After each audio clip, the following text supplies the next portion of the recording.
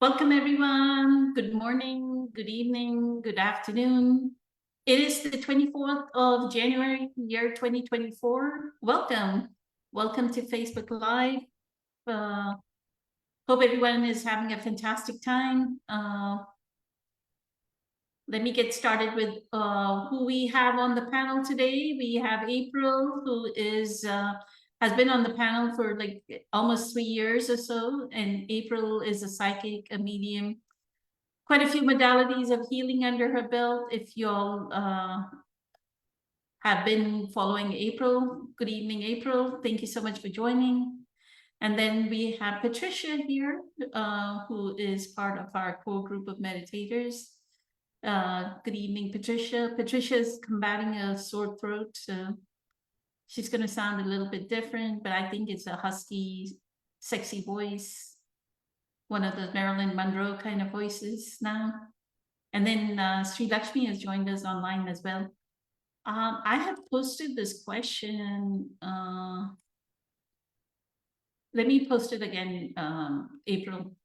So I think it was Gina who asked this question. My grandson is estranged from me. His mom is also. My heart is broken. It's been 4 years. I'm so sad. I reach to each and every once in a while, but I'm sick of being rejected. So do you have any advice for her? Thank you. And I'm going to tag everyone while you're speaking. Thank you so much. Kind of a hard subject. It's something that I do deal with in my day job. Again, my day job, I treat substance abuse. And in substance abuse, there are things that we do when we're using that we would not normally do. And because of this, it breaks relationships. So I have had some clients where either, their mom or maybe it's their grandma or their children will not. They just will not speak to them. This question does not say that there was substance abuse or anything involved. So one of the things that you could do in this situation is energetically. So let's say that you felt like you needed to forgive or you needed to apologize or you needed to do something like that, and talking to the person is not an option. And sometimes it's not even a good option or a safe option. You could energetically talk to that person. You could energetically apologize or energetically forgive. And this is a lesson that I do find that a lot of people have to deal with, especially in my profession. There is a point where I guess you do kind of stop and you say, you know what, I'm sick of being rejected. And then you do stop trying to reach out, trying to reconcile the relationship. But what I would do is I would probably focus more on what is good in your life than on the loss that you have. Because if you use these two relationships as, whether you are okay or not, you're not going to be okay because it's a broken relationship. It doesn't mean that you don't love them. So you can also send them love energetically. They can still have a space in your heart. But I would focus on what you do have in your life or what's good in your life as much as you could. You could also, there are some people that, and I'm not saying that this is for this person, but there are some people that, when they're younger or before they're awakened, we do things that perhaps we're not so proud of, or that maybe are certainly not as enlightened as we would have liked them to be, right? And as you become enlightened, as you become aware, what you find is that you actually change into a new person. You are a new person. You are not that old person. And you have to realize that that old person didn't have the same knowledge that you have, doesn't have the same coping skills that you have now, is not the same energetically. And you have to forgive yourself for wherever you were back then when these actions were taken. Does that make sense? So we always judge ourselves based off of what we know today, how we are today, our enlightenment today, our awareness today, and our knowledge today. But we don't take a moment to realize that 5 years ago, you were literally not the same person. So these people can actually, while they have these broken relationships, they will then be able to move on and to continue to grow and evolve, and they will create new relationships, new lives with new people. It's not that we don't want the old people, but you don't want to sit and be in that sad energetic space when you could be fulfilling your journey in new relationships, right? So that's what I would say to this person is, it's not that we're getting rid of these old relationships, but I would try to build new ones, and I would try to see where you can brighten somebody else's day, or just offer your love in a different space.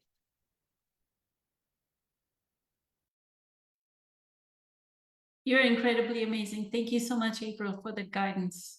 So grateful for it. So when you say build new relationships, it would be like neighbor or a friend may have a 4-year-old grandson, or somewhere else there's a little kid that's 4 or 6 years old, right? Build a relationship with that family, whoever it may be, a friend, or like your friend may have a child and that child may have a grandchild. So kind of when you say build new relationships with those people, is that what you're saying? Yeah, it could literally be anybody. You could find a new group that you go to and you participate in. It could be a neighbor child. And again, somebody looking in might be like, and I'm again not saying that this is true for this person, but someone looking in might be like, you're so nice to this neighbor kid, but you weren't nice to me when I was a child. Well, that is because you are not the same person. The person who you were in the past was wounded or was hurt or just didn't have the same level of emotional intelligence. You're not the same person. But that doesn't mean you just give up. So the studies show that there's it's a term called the resilient child. And the resilient child is the child that, for whatever reason, makes it out of an abusive situation, but they shouldn't have, right? They have extreme poverty, neglect, abuse, and they make it. And the studies show the reason why they make it is because they had at least one person in their life, whether it was a teacher, a neighbor, just a family friend, an aunt, anybody that said, you know what, you're amazing. You can do it. All it takes is that one person. So be that one person. Be that person. For other kids. Mm-hmm. Yeah. If kids aren't your thing, then you can find a passion somewhere else. You always want to find your passion. And then in your passion is where you find your purpose. Right? So your passion might be animals. Some people, their passion is animals. And that's okay. It doesn't have to be with people. But then you do your passion, and then through your passion, you find your purpose. So that would be like if you were doing rescue dogs, or some people do that for like they have a full-time job, but in the Yeah. evening, that's what they do is make sure that the dogs are walked and fed and Yeah. everything, right? Rescued. Yeah, or they some of them, yeah, they walk dogs or, whatever. You just need to find your purpose, which you find that through your passion. You find that through what lights up your eyes, what lights up your heart, what gives you energy. Like for me, I do my day job and I actually love my job. I really do love my job. But this is my passion. This right here. If I could do this full time, then I would be on fire all the time. I would so be on fire all the time. But I also get very passionate with clients and I get very excited, especially when they're really improving and they're grasping all the concepts. Apparently my printer wants to do something right now. Um, okay. Uh, but you find your purpose through your passion. And you can even find that through a job you don't like. Maybe your purpose is to make people smile or to make people feel good or to share the wealth or to, you know, share the success. Like you just find a way to fuel your passion. The other part to this, April, don't you think if you focus on my grandson is estranged, my grandson is estranged, where attention goes, I think you posted and Kelly posted, where attention goes, energy flows. Your attention on estranged will keep your grandson estranged. Isn't that correct? Yeah, and we can't say that this is a relationship that may ever be mended, right? Because there are other people involved. However, yes, if you keep your focus on the estranged part, my heart is broken, I'm so sad, then that is exactly where your energy will stay, and that's where you will stay. And one of the reasons I posted that so much recently was for Samar. Samar is focusing a lot on some of the outside world events. And if we keep focusing on these worldly outside events that are negative, that's where our energy is going as a collective. Mhm. We can't do that. So you have to focus on what you want to bring and what you want to create.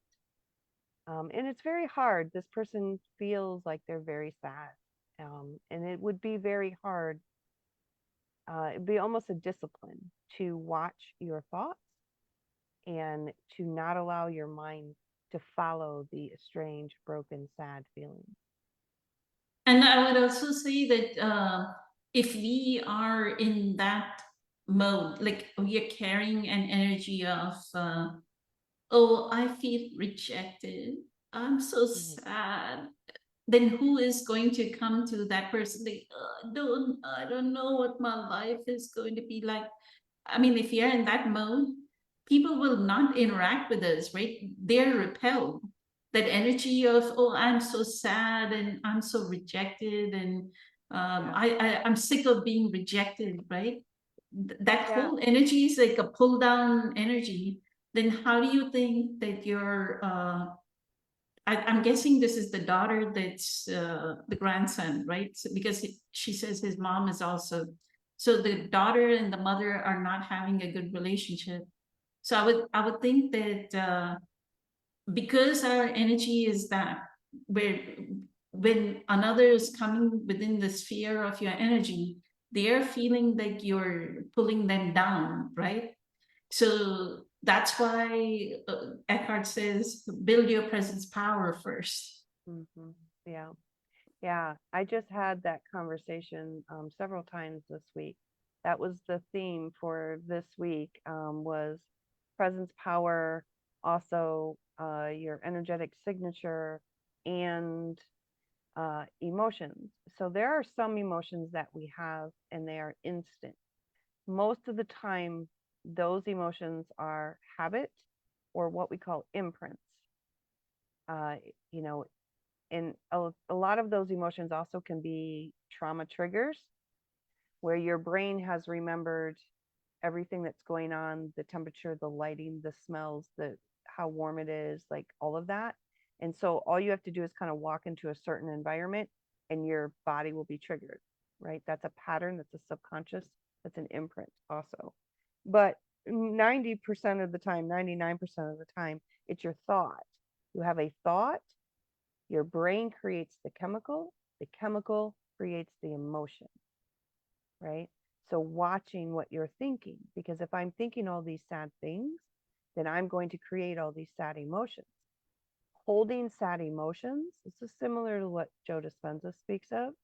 Holding all these sad emotions all the time then becomes, one, your character, two, your energetic signature that you are sending out to the world.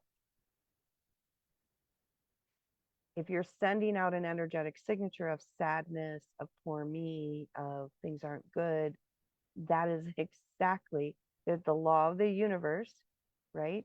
Is reciprocity. What you put out, you get back. So that's a universal law. If you're going to put it out, that is what is part of the karma law too. What you're putting out is what you're going to get back. And we don't do it on purpose, right? She's genuinely sad. However, you have to take it step by step and you have to change that. So there's many factors going involved. We have the physical part where we have the thoughts and the brain and the chemicals and the emotions. We have the belief system, but we also have the universal laws. We have the energetic signature going on. So yeah. And what Dr. Joe Dispenza says and Carolyn May says, this is like energy center 1 and 2. We are stuck in energy center when we are this dejected, this depressed, this sad, and feeling rejected. That's energy center 1 and 2. We're stuck there, right? And it's about raising our vibrational frequency. That's what Eckhart calls having presence power. But what does he mean by having presence power? That means don't be stuck in your lower energy centers. You have to raise your vibrational frequency. And Dr. Joe Dispenza has a lot of the blessings of the energy center meditation, where he brings us to that higher frequency just by raising it from pulling it out of 1 and 2 and 3 and pulling it up. He calls pulling the mind out of the body. Breath work does it. So I would say she would be helped with a lot of breath work, right? Breath work, meditation. And I actually had to, and this isn't something that you stop doing, right? I mean, you guys know I've been doing this for years, like so many years. But I just had, I don't know, it was a few days where once you get in tune with your body, then you kind of know when you're off. Mhm. So there was, I don't know, 3 or 4 days where I was just kind of off and I knew I was off. So I thought, okay, what do I need to do?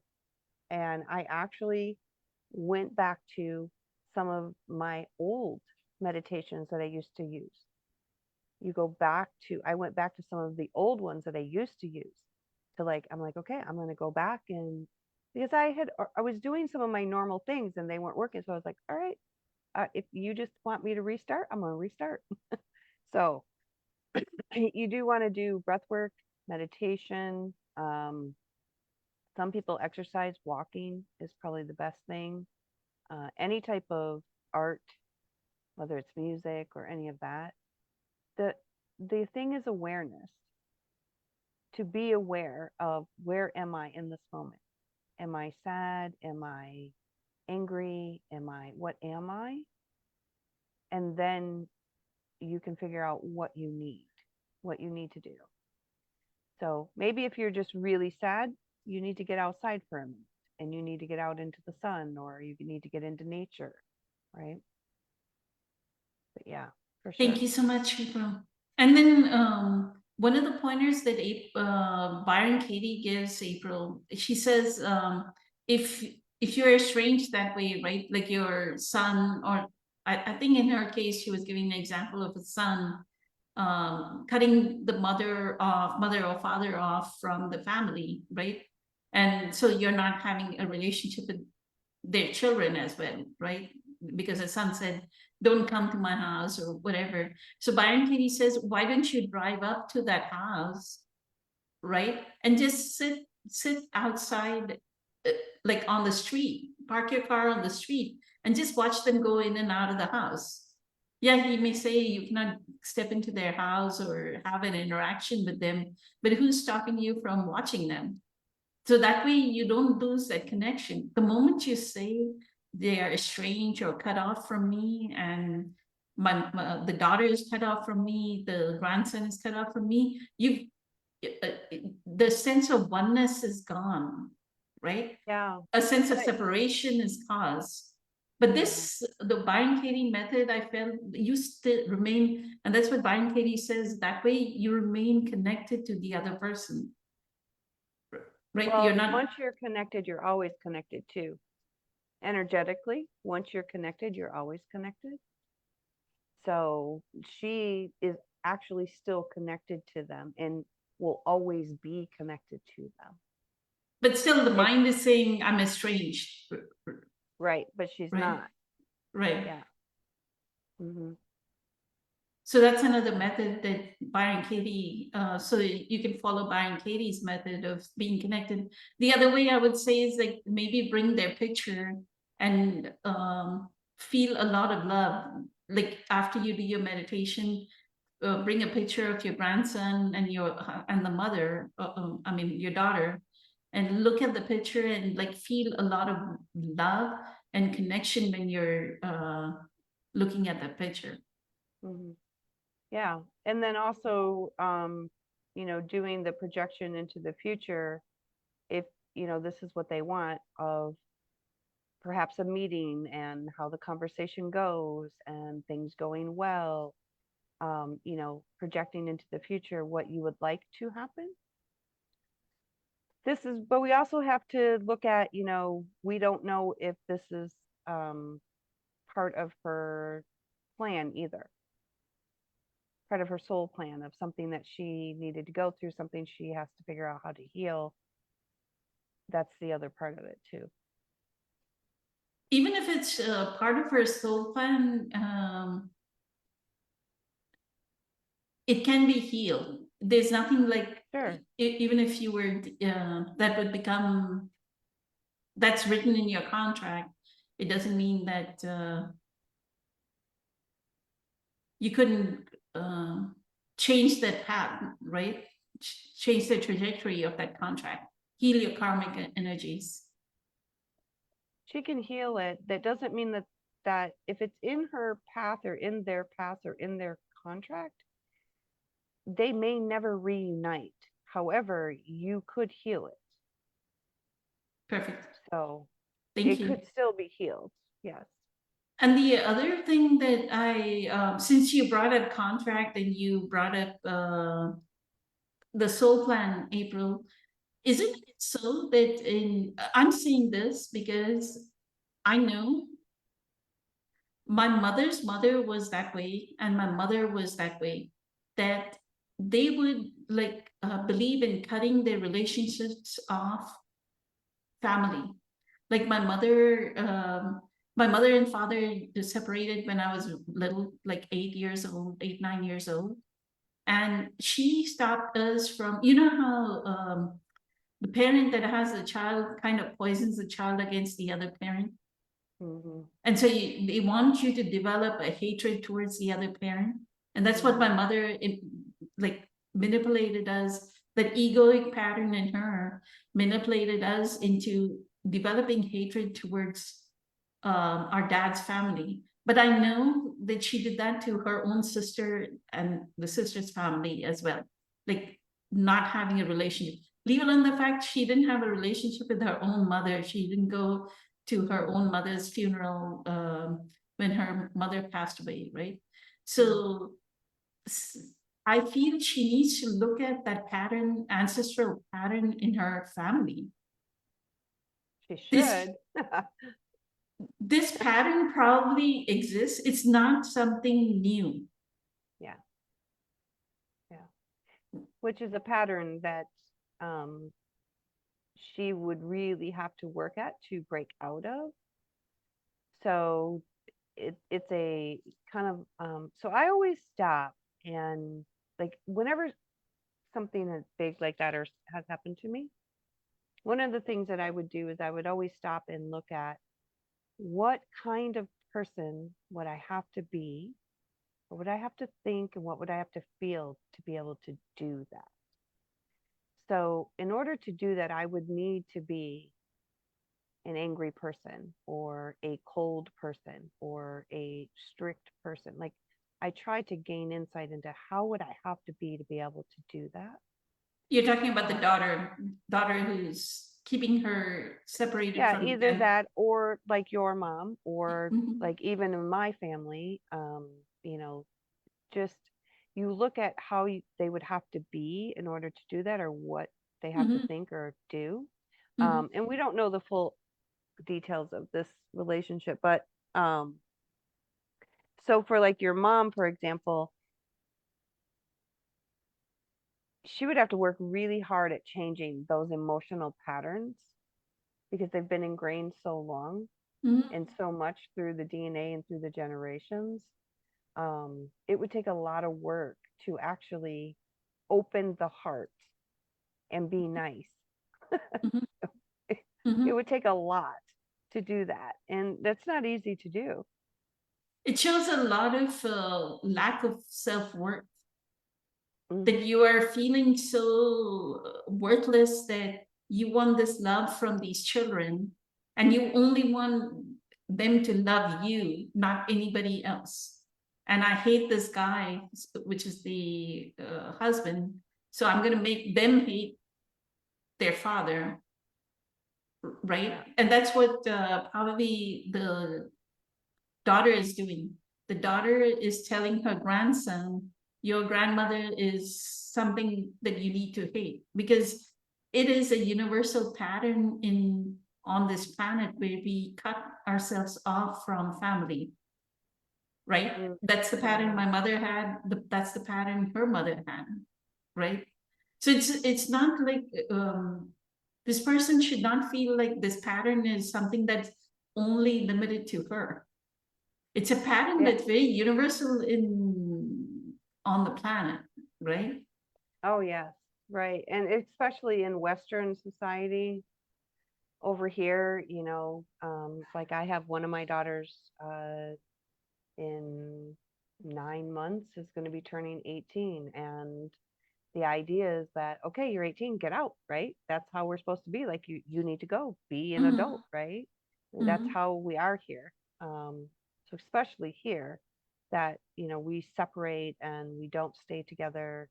Um, so yeah, you would have to have that in your heart. It is selfish. It's also based out of fear and control. Mm-hmm. Because if I let you have a relationship with the dad, and what if you love the dad more than me? Mm-hmm. And then I don't have control, and so a lot of it's more control actually than it is really. They claim they're doing it because they love you, but really it's more about control and fear. So it would be on herself. It would be her low self-esteem, her insecurity, and wanting to control and to put, oh, your dad's bad ideas into your head. Yeah. And that's what her daughter must be doing with her grandson, right? That, oh, your Yeah. grandmother, I know your grandmother was evil, which you may have been, right? You may have been unconscious at that point in time, and you may Right. have done something to the daughter, and now the daughter is holding that grudge. So, Well, I mean, even Byron Katie talks about, she says, I was nasty, I was mean, I was mhm, not nice, I was horrible. So you could have been, asleep. You very well could have been asleep. right. And that's okay. We all have those spaces in our lifetime. You just have to realize that that's not you anymore. And you're on this path. And thankfully, you're on this path. And maybe this is actually the catalyst to her becoming enlightened. Perfect. And that is the most incredibly amazing pointer. I'm eternally grateful to you, because if planetary intelligence brought you into this situation where you're left alone all by yourself, what is it pointing to? Go within yourself. You don't need a grandson. You don't need a daughter. You don't need human beings around you. Right now, your job is to accept. I mean, all this is resistance of what is, right?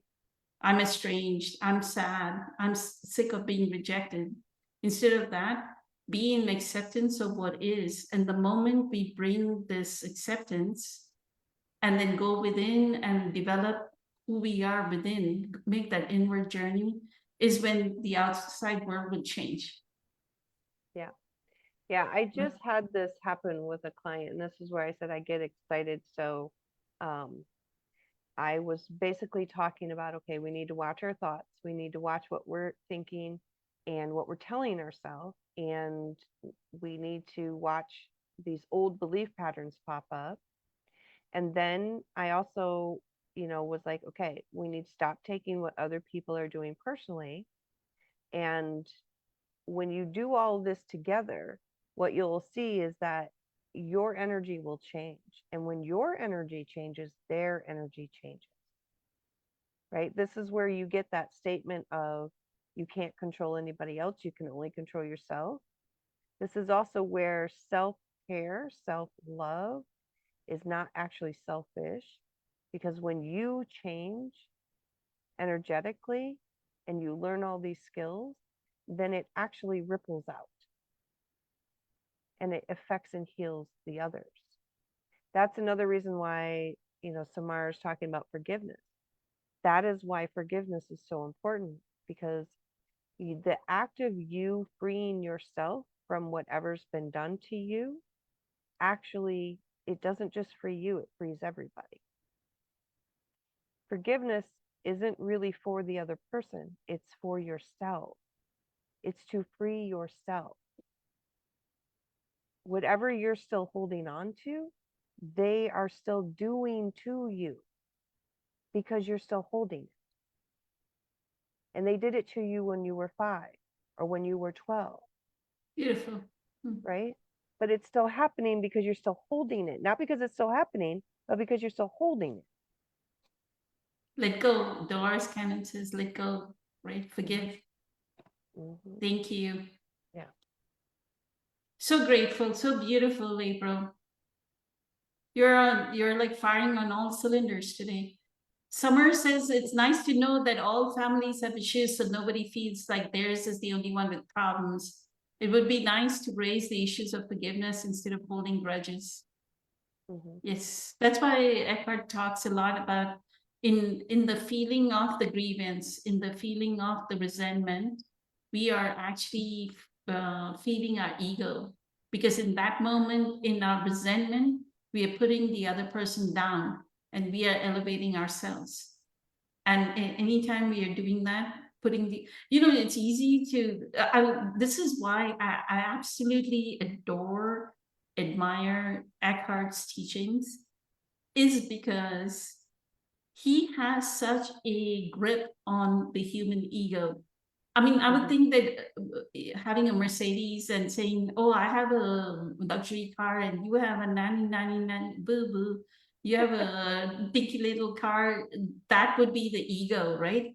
But never did I realize that even holding a resentment is the ego, because even that is the same type of comparison. Like I have a 3,000 square foot house and you have a 1,500 square foot house, or I have a Mercedes, you don't have a Mercedes. I don't have a Mercedes, by the way. I'm just saying for the comparison. And so Yeah. here I'm holding on to this resentment. You're not, it's like drinking poison and waiting for the other person. Nelson Mandela said that, right? You're drinking poison and waiting for the other person to die. That's how resentment is. You're holding the resentment, but you're the one that is feeding your ego and you're strengthening your ego. And the Right. more we learn to weaken our ego, to diminish our ego, the more empowered we become. Mhm. Yeah, right? I actually really do. I mean, that's all I do is I'm learning or listening to something, but I really do love Eckhart's teachings, and I think that um, he does a really, really good job of helping people eliminate anxiety and to learn about their pain body, learn about their patterns.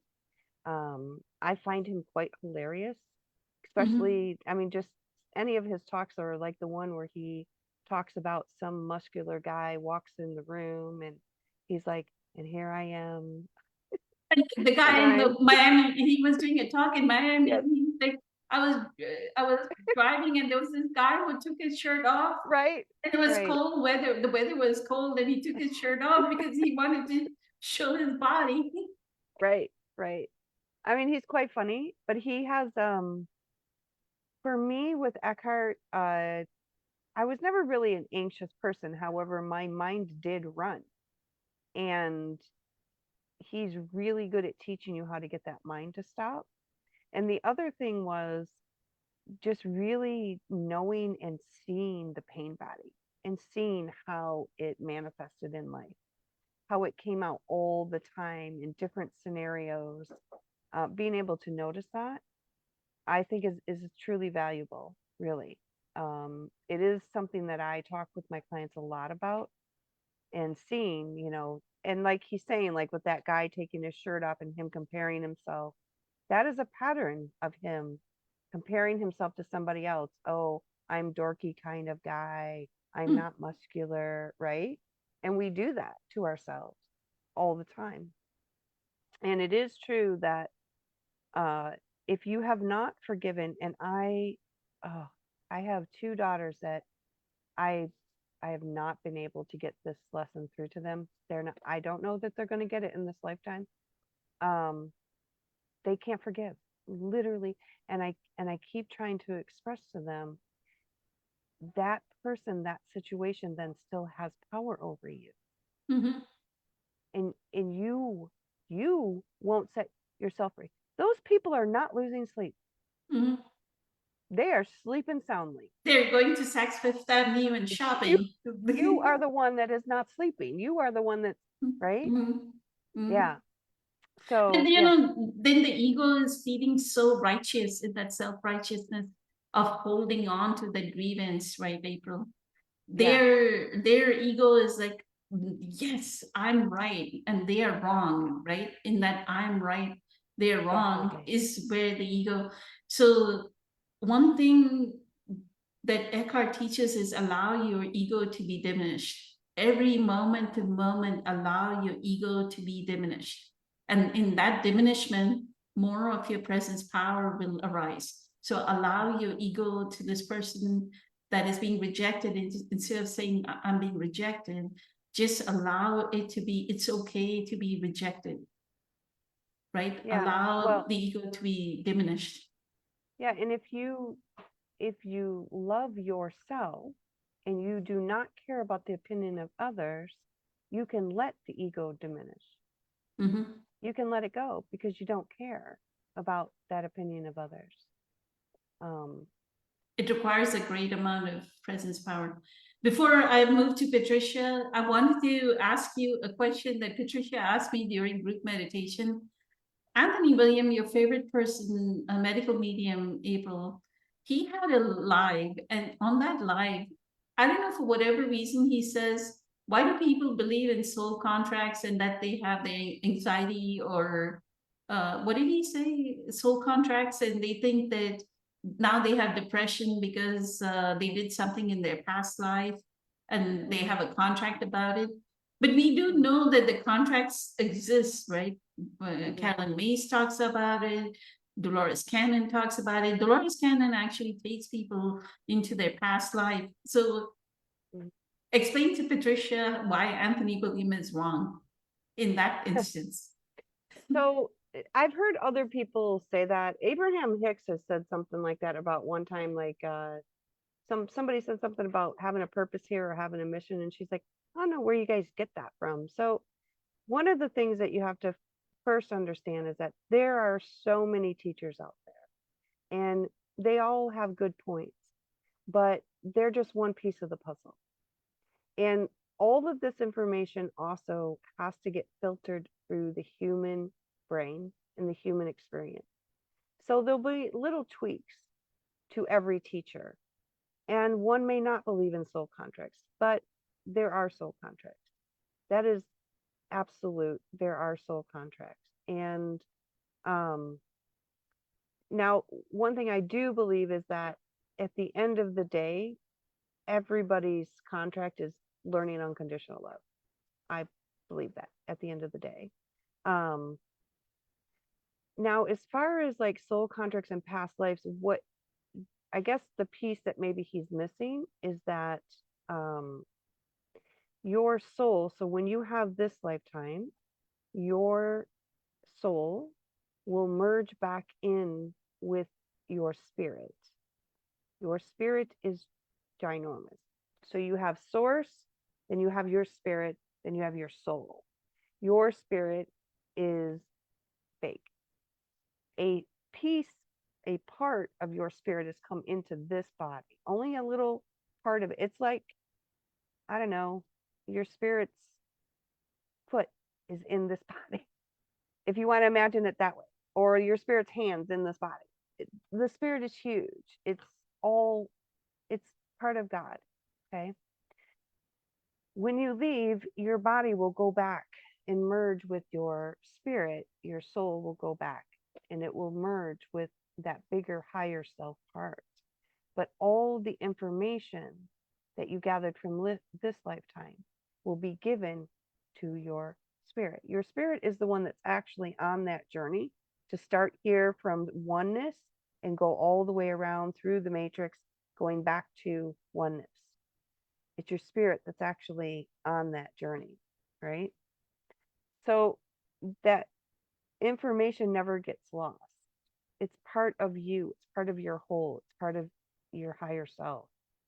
So when you come back into another lifetime, you can bring forth some of those memories, some of those experiences, such as if you died and you drowned and now you're afraid of water, that kind of stuff. There are times, though, when you do pass over where you don't completely merge with the higher self. You kind of stay a soul and you reincarnate fairly quickly. So that's another part of it too. Now you can wait 1,000 years on the other side, or you could reincarnate very quickly, like within 10 years, maybe 20 years, that kind of thing. So those are the reasons. Your soul carries all that information. And if in that lifetime there were some things that you didn't fully work out because you weren't fully awakened or enlightened, such as we are in this time frame, then they're unresolved. They're unresolved energies that would need to be resolved. So you would bring them forward to resolve them. It's not a punishment. It's just unresolved. So it's not like, oh, you were a bad person in this lifetime and now you had to have all this punishment. Beautiful. You are incredibly amazing, April. Thank you so much for that clarification. Eternally grateful for it. Lakshmi said all forgiveness is self-forgiveness. And she also said this person could probably volunteer at a kindergarten class. So that option is available. Patricia, if you want to ask April anything or say anything about what was discussed. Thank you, April. You don't want to try my voice, right? That was the idea. I absolutely loved everything you and April were talking about. You touched so many different dimensions that each one of them you can pick and talk about for hours probably. So the soul's contracts, when April started talking, it was on my mind too, because what helped me tremendously in my understanding. We had one life when April and Kelly we were talking, and that was the first time, like, what? I chose this before, like, wow. It was like, blew my mind. But for some reason, it stuck with me. You know, it's so I think when Eckhart, even when he wrote a book and we were reading it, he says, if you're reading that book, it's not my truth, it's your truth. And you just resonating with it, right? You find it, that's the truth. That's why you are here. So I think with that question being asked today, the person is ready. And I think, yeah, that's the life situation that it's bringing suffering. So that suffering, like Eckhart says, is needed until it's not needed anymore, until the person finds, through meditations, through forgiveness, all the different modalities, healing. So this is the path in. And I think that that's very good way to explain that situation from, perspective of soul's contracts, because forgiveness and gratitude comes in it. That's what opened my heart for forgiveness, because if I understood that the person who hurt me so much, which I thought that my father was just cruel and horrible and blah blah blah, but when I saw that he chose to be that bad because of how much he loved me, I mean, he loved me like the soul, that out of love, he said, I need to help you heal within this lifetime. And in order to do that, and this is, by the way, what I also learned from Carolyn Mays, when she talks about the souls, when they meet, they sit somewhere in a different dimension, and they said, okay, so this lifetime, let's work on this thing. So in order to help you work on that one that you chose to work on, I'll be your father. So I'll be there from so very beginning that you completely will lose your identification and you think that you are worthless. And you constantly, so it's going to create such a suffering for you that you have no choice but to heal, but to, the crack, what Eckhart says is that the pain, the suffering is that crack through which light can, come out. Sorry about that.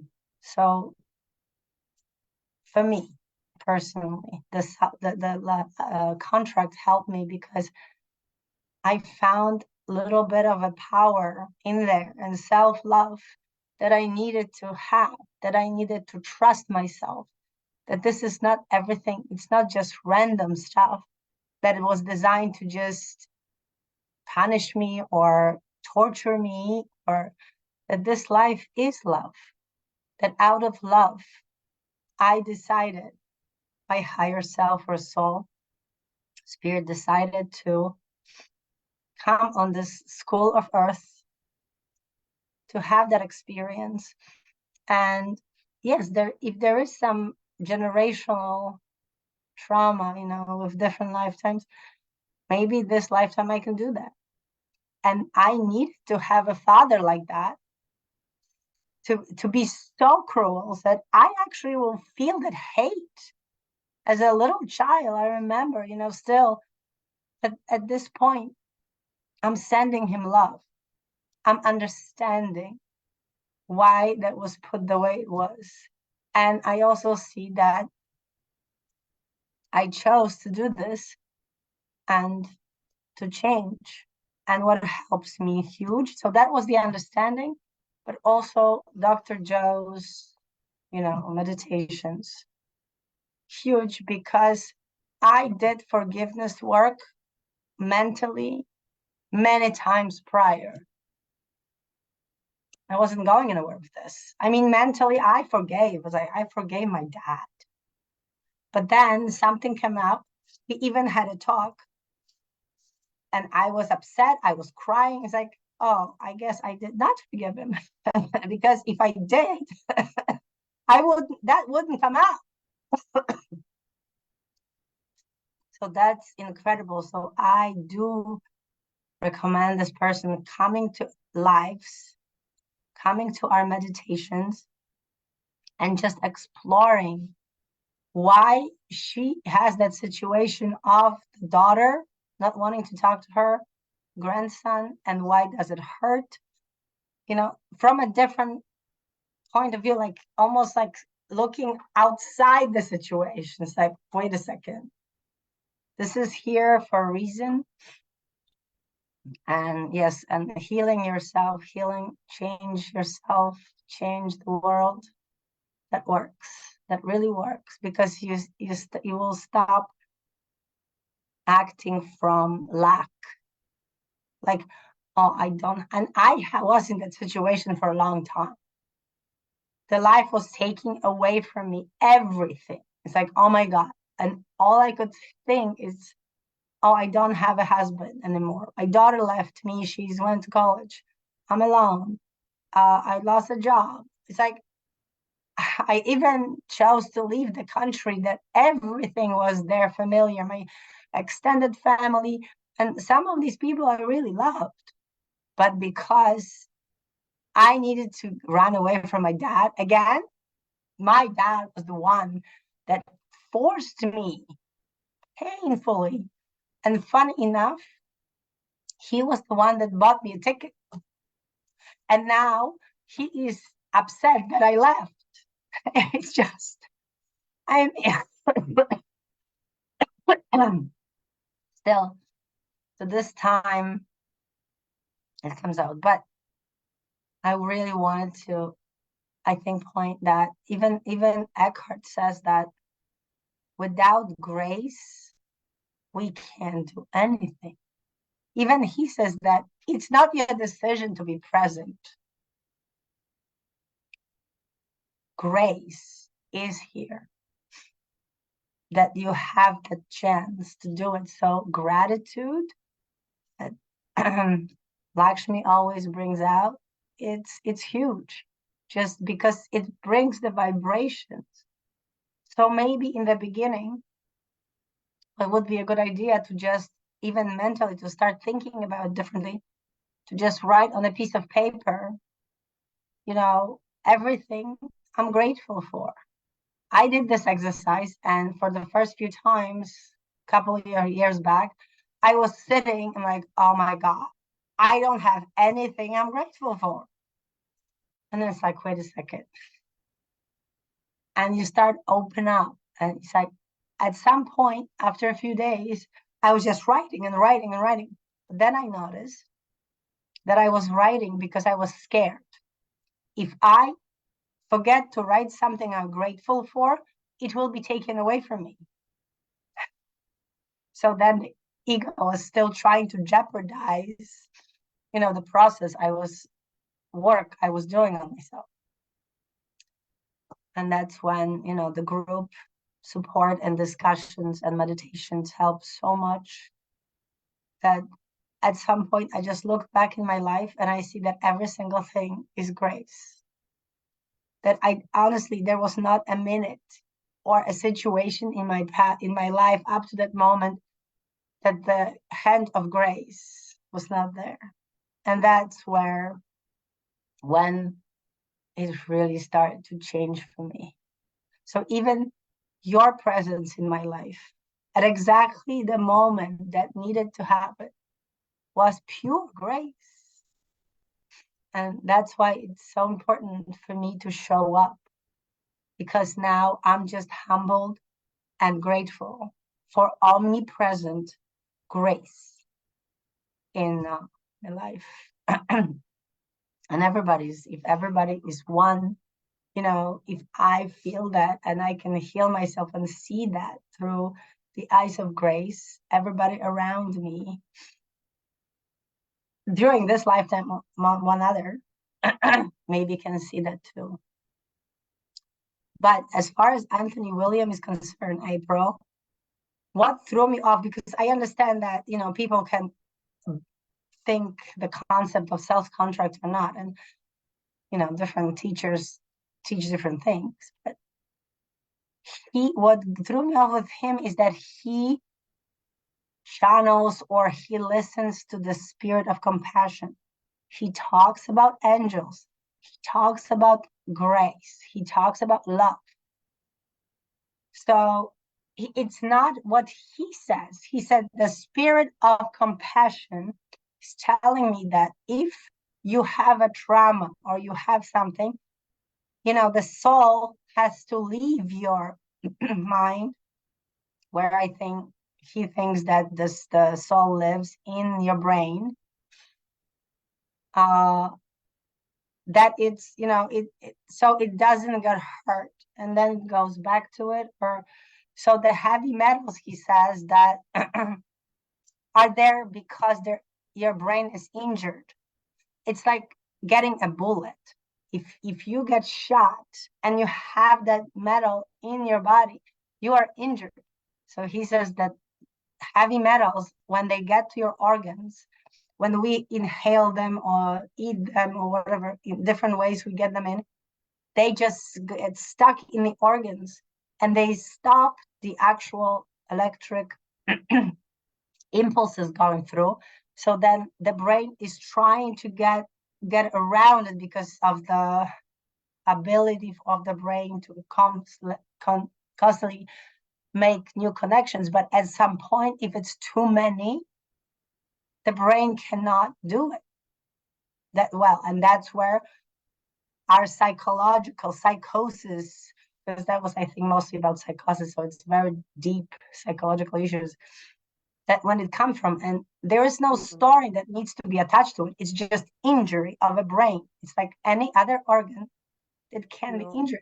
So that's why he said, well, I mean, the heavy metals is true. Heavy metal toxin is true, and it does do damage to our organs, our body, our brain. We should eat more pure organically, right? However, what he's saying is not actually true. The spirit doesn't leave the mind when there's that's not true. That doesn't leave the mind when there's trauma. Now, when some people are so traumatized they disassociate and their mind separates into different personalities to handle the trauma, or they just disassociate altogether. Their body is there, but their mind is somewhere else. But no. And I understand that he uses the word spirit of compassion. That's his thing. Some people call it source, some people call it Ra, some people call it Abraham, right? It doesn't really matter, but his thing is the spirit of compassion. However, you still have to realize that he has his own perception of the world from his lifetime. So there is always a human filter, always. Even my information, there's a human filter that it comes through. So that's his perception of trauma. What I'm going to say then is that he hasn't experienced trauma. Because a lot of the traumas that's happening, these are happening, and while, yes, our food has been bad for generations, so that's in our DNA and hasn't been cleaned up yet, most of this trauma is happening to children who don't have years and years and years of toxin metal, heavy metal build up. Yes, children have it because our food is not well, our water's not well, but no, it's just no. The answer is no. I no. Just love what you just said. Human filter. This is the human filter. Exactly. Yeah. This is it. So even if we all get certain information, we only can make sense out of it because of the That's instrument also that why we have. one teacher, that's also why one teacher will resonate with you and another teacher won't resonate with somebody else. That's why, because we all have our own filters. And so there's no way for you to really eliminate your filter as a human. You have a human experience. And that experience creates your filter, your perception, your glasses that you see the world through. Now you can try to purify that and remove judgment and remove labels and stuff. But Anthony Williams, he has a filter. He has a filter that he's running through. And that is not what happens with abuse. That's not what happens. And it's not, you are not traumatized because your body is full of toxins. You're traumatized because of the event that happened to you. It's not because your body. And the trauma actually arose because that was in your contract. Right. You signed up for that lesson. Right. You signed up to be traumatized at 4 years old or 2 years old or 6 years old or 8 years Now, old. I will agree with him that, maybe somebody at my age, because I'm old, I've had but I've always tried to eat, I'm picky. So like a salad every day is my thing. But by the time you're my age, I could see where his theory might work. Like, hey, you've had so many toxins in your life for so long that your brain's not working right. I could see how that is partly true, that we probably would think at a much higher level if our food and water was cleaned up. But as far as what he's applying, no, that's just no. So one more thing at the end. I wanna, how again, because I know you explained it once, but the levels. So the source, spirit, and soul. Mm-hmm. So Which you have source. I mean, source, I understand. That's like That's there. the one. But the difference between spirit and soul, because some people use it that, like So I your grew up in soul, religion. So religion was using the soul. So you have a soul. Soul is the most valuable things. You can sell your soul to devil if you do this, blah blah blah. So there's that. But the difference between selling your soul to the Holy devil is, Spirit. Yeah, that's the stars was crazy. But yeah. Selling your soul to the devil is just really where it's really where people give up. They've had too many troubles and things that they went through and they give up and they say, that's it. I can't do this anymore. They stop looking for the light. They stop looking for the grace. They just stop. And there are people, many, many people, that sometimes life is too much. It's just too much. And they won't heal in this lifetime and they do give up type thing. Okay. And then of course, isn't that so sorry to interrupt you, but isn't that because so sorry. Isn't that because they had the soul contract that they don't want to heal in this life? No? Well, it could be that, but a lot of times, I think that what happens is we as souls take on too much.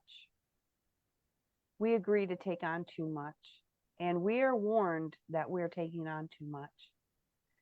But again, on the other side, everything is fine and everything is good and it's okay. So we're like, no, I think I really want to do this one. I want to play this out and I think we just take on too much. Now, for sometimes, yes, it is wrote that, this one's going to be too much for you. But again, it's something that still will leave an energetic residue because energy does not die. And they will have to figure out a way to finish working out that energy. Now, the spirit is like, think of it as like the first part that leaves source. But it is big. It's huge. I'm trying to be very cautious on what I'm saying. And how many are they spirits? Like each one of us has a separate spirit, or the spirit has different one of us as a part of their little. Each one of us is a different spirit. Each one of us is a different spirit. And the idea is that 144,000 that's an energetic frequency. And there's actually 144 of your souls right now living on different planes, different dimensions, different galaxies, living out different lives. That's the idea. However, you have source, and source fractalized. It fractalized, right? And that's where your spirit comes in. That is your spirit. That's your higher self. Your higher self. Okay. Then from your spirit, it fractalizes again into your soul. The soul is what comes into the physical body. The Oh, soul is what is the researcher. It's the one going out and doing the field work for the spirit, for source. Source is just consciousness. It's an energetic being. It's curious. It's on a journey. Okay. so when So we you're sleeping at night, our soul leaves the body or not? Or it stays Yes. and No, you soul leaves the body, and there is a silver cord that we all have, which actually mine recently did this really amazing thing, and I have a gold piece that runs through mine. It was really cool. Just got that. And that cord is your lifeline. That's your tie, your energetic tie to here. The silver cord is the cord that when you leave in your last breath, then the cord gets severed. So that is why you do leave your body. And some nights, I don't think we always leave our body, but often we leave. We can go back to the other side. We can travel other realms. You can do that. So this was a really hard concept for me to get, and it was really upsetting. And I talked about this when I found this out when my brother died, and I was like, wait a minute, what do you mean he's not just one soul? What do you mean he could be in another lifetime? Right? What are you talking about? Because I wanted my brother.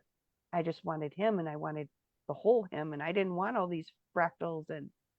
And that's when I really figured this out, and it was really disturbing. But what I find on this journey is that you have to learn to digest things.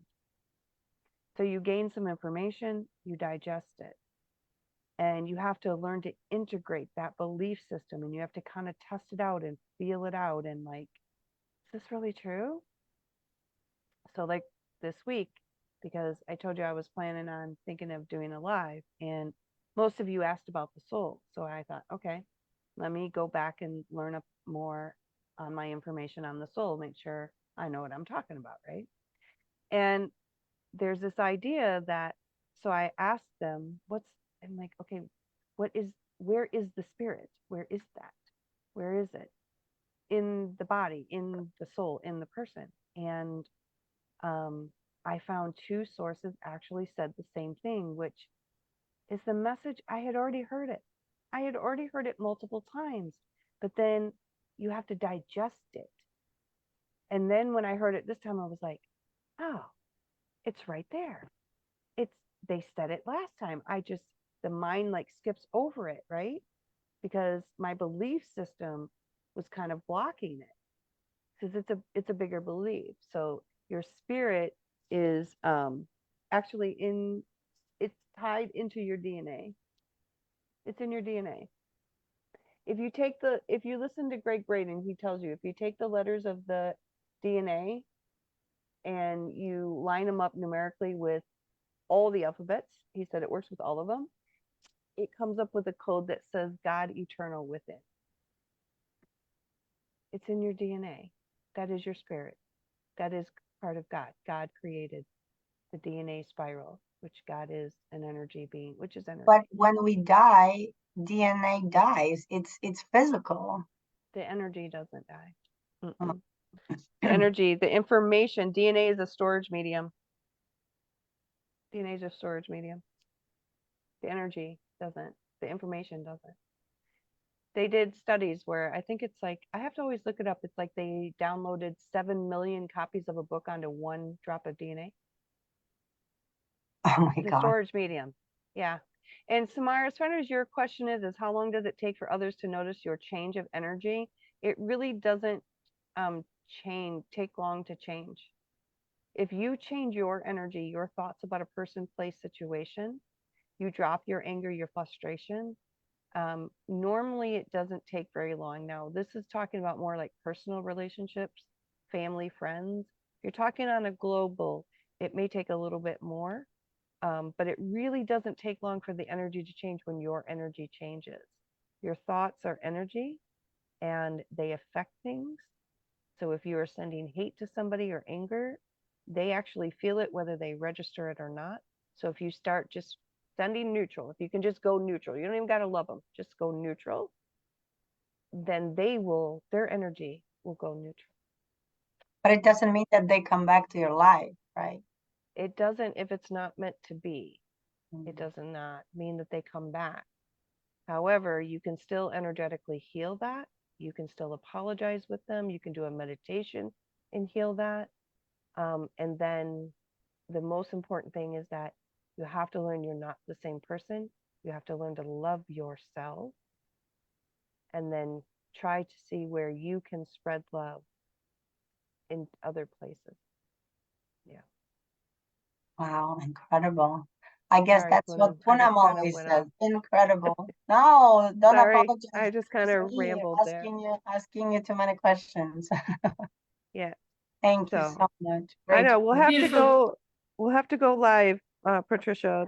We can do it maybe sometime this weekend, or you have meditation on Friday, right? This Friday you have Friday in the meditation? evening, Friday in the evening, yes.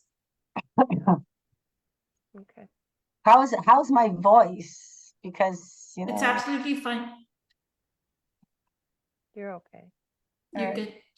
good. The one thing I wanted to point out, grateful for your input, April, and explanation. So always incredibly amazing. The one thing I wanted to point out, thank you so much, Patricia, for what you have stated, because you're not acknowledging how incredible a job you've done of yourself to come to that realization, because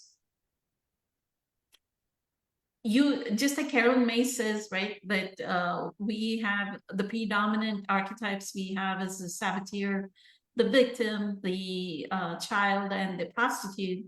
You were very, like last year or the year before, you were like very much into your victim identity, your victim mode, right? For you to make that realization that your father is out of unconditional love for you, has taken birth, just like my mother, out of unconditional love for me, wanted to show me my own karmic accumulation, that I had so much resentment against verbal and physical abuse, right? The same thing, the fact that you've come to that realization is like a quantum leap. You're not realizing that you're making quantum, you've started to make the quantum leap. So embrace that, acknowledge that new you, embrace that new you, that it is there, it is right now. You're experiencing that new you, where you are able to say, okay, I forgive, right? I forgive and I unconditionally love you. It's almost like there's nothing to forgive. All I am is grateful. It's Exactly. like pure grace at this point. And yeah.